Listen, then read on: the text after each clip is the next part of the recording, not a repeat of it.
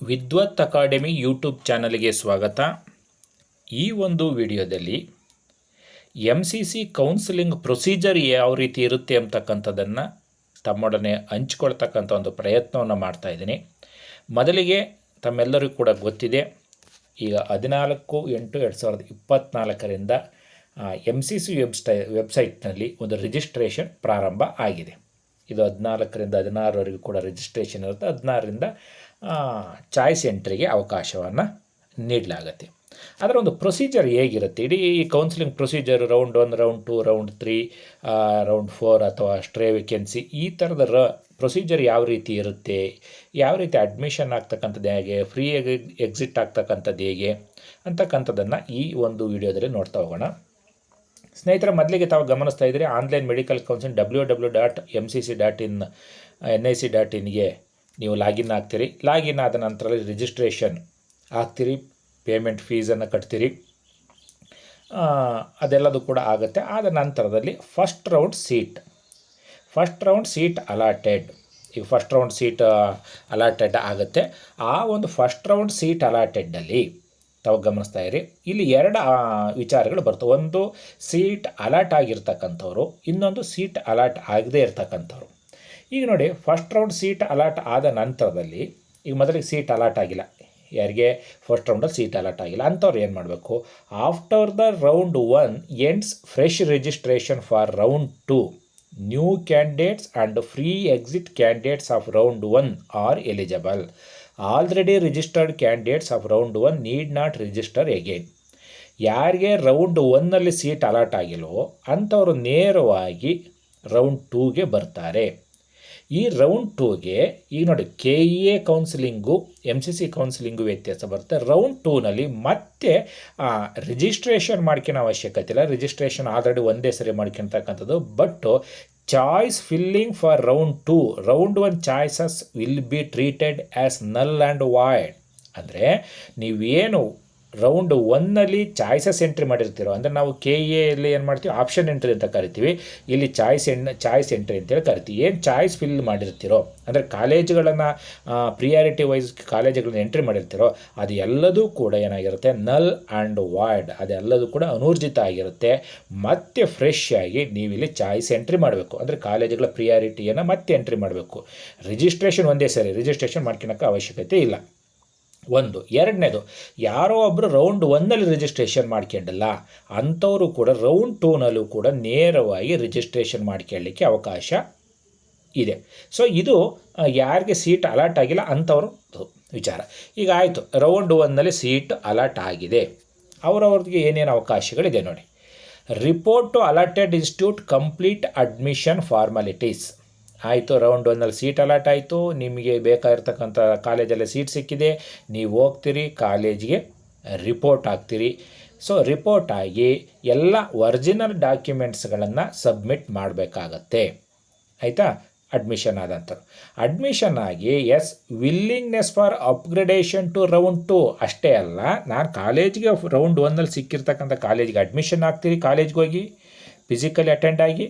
ಅದರ ಜೊತೆಗೆ willingness for upgradation to round 1, ನೀವು ರೌಂಡ್ 2ಗೆ ಏನು ಮಾಡ್ಬೋದು, ಅಪ್ಗ್ರೇಡೇಷನ್ ಕೊಡ್ಬೋದು. ಅಂದರೆ ರೌಂಡ್ 1ನಲ್ಲಿ ಸಿಕ್ಕಿರ್ತಕ್ಕಂಥ ಕಾಲೇಜನ್ನು ಹೋಲ್ಡ್ ಮಾಡಿಕೊಂಡು ಇಟ್ಕೊಂಡೆ ರೌಂಡ್ 2ಗೆ ನೀವು ಅಪ್ಗ್ರೇಡೇಷನ್ನ ಕೊಡ್ಬೋದು.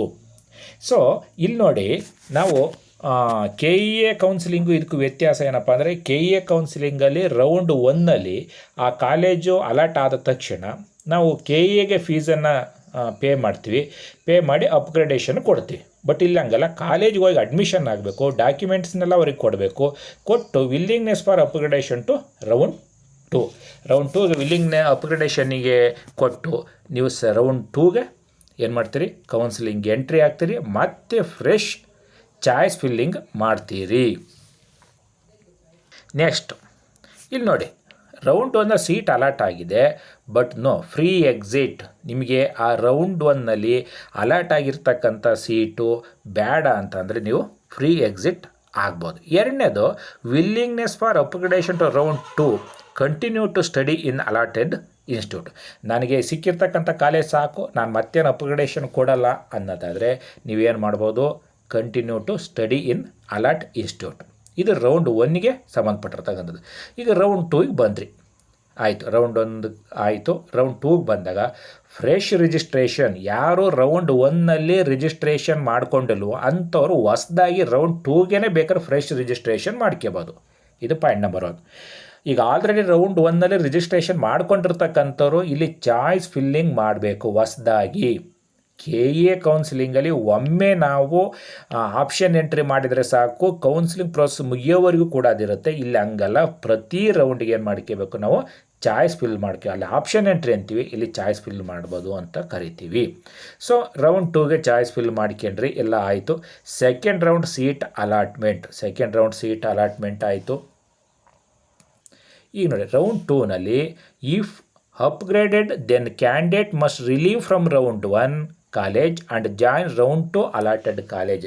ಯಾರೋ ರೌಂಡ್ 1ನಲ್ಲಿ ಒಂದು ಕಾಲೇಜ್ ಅಲಾಟ್ ಆಗಿದ್ದು ತಾವು ಅದಕ್ಕೆ ಅಡ್ಮಿಷನ್ ಆಗಿ ಅಪ್ಗ್ರೇಡೆಡ್ ಕೊಟ್ಟಿದ್ರು, ಅಂಥವರು ರೌಂಡ್ 2ನಲ್ಲಿ ಕೂಡ ನಿಮ್ಗೆ ಯಾವ್ದಾದ್ರು ಒಂದು ಕಾಲೇಜ್ ಅಲಾಟ್ ಆಗಿತ್ತು ನಿಮಗೆ ಬೇಕಾಗಿರ್ತಕ್ಕಂಥದ್ದು ಅನ್ನೋದಾದರೆ ನೀವೇನು ಮಾಡಬೇಕು, candidate must relieve from round 1 college. ಯಾವ ಕಾಲೇಜ್ಗೆ ಅಡ್ಮಿಷನ್ ಆಗಿರ್ತಾರೋ ಆ ಕಾಲೇಜಲ್ಲಿ ರಿಲೀವ್ ಆಗಿ ರೌಂಡ್ 2ನಲ್ಲಿ ಅಲಾಟ್ ಆಗಿರ್ತಕ್ಕಂಥ ಕಾಲೇಜ್ಗೆ ಜಾಯಿನ್ ಆಗಬೇಕು.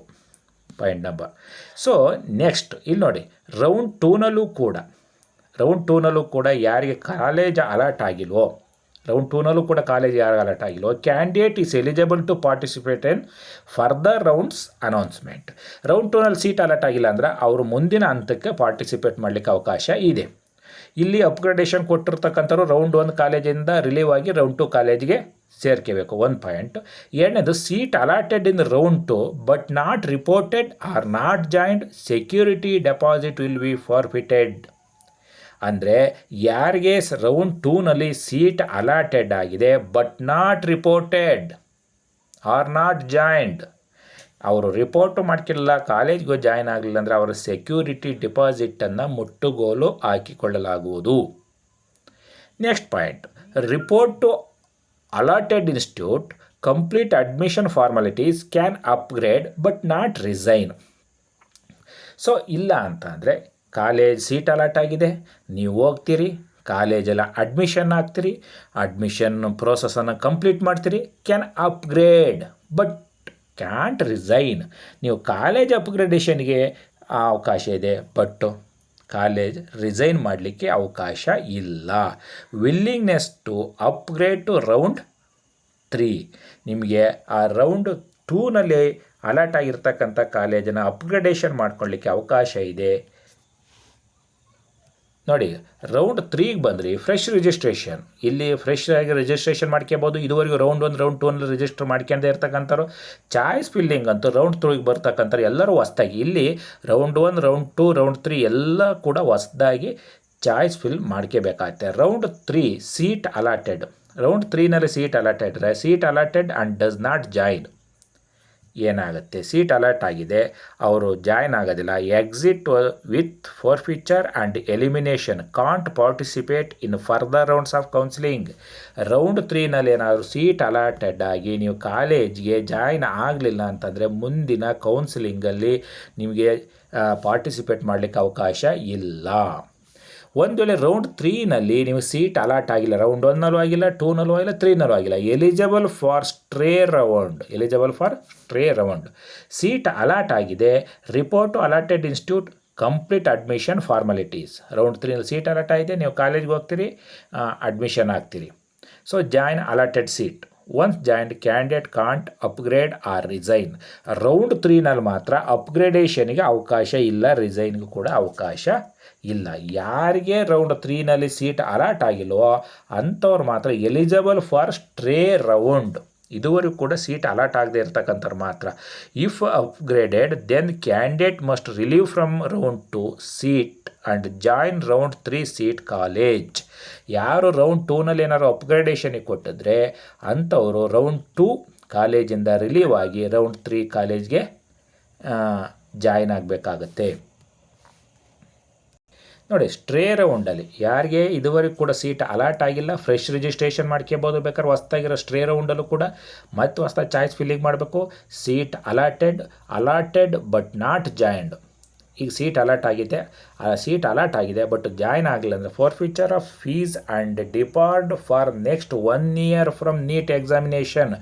ಒಂದು ವೇಳೆ ಸ್ಟ್ರೇ ರೌಂಡಲ್ಲಿ ಸೀಟ್ ಅಲಾಟ್ ಆಗಿ ನೀವೇನಾದರೂ ಕೂಡ ಕಾಲೇಜ್ಗೆ ಅಡ್ಮಿಷನ್ ಆಗಲಿಲ್ಲ ಅಂತ ಅಂದರೆ ಮುಂದಿನ 1 ಇಯರ್ ನೀಟ್ ಎಕ್ಸಾಮಿನೇಷನ್ನಿಂದ ನಿಮ್ಮನ್ನು ಡಿಪಾರ್ ಮಾಡಲಾಗುವುದು. ಎಸ್, ಸೀಟ್ ಅಲಾಟೆಡ್ ಆಗಿದೆ, join the seat and college once joined candidate can't resign.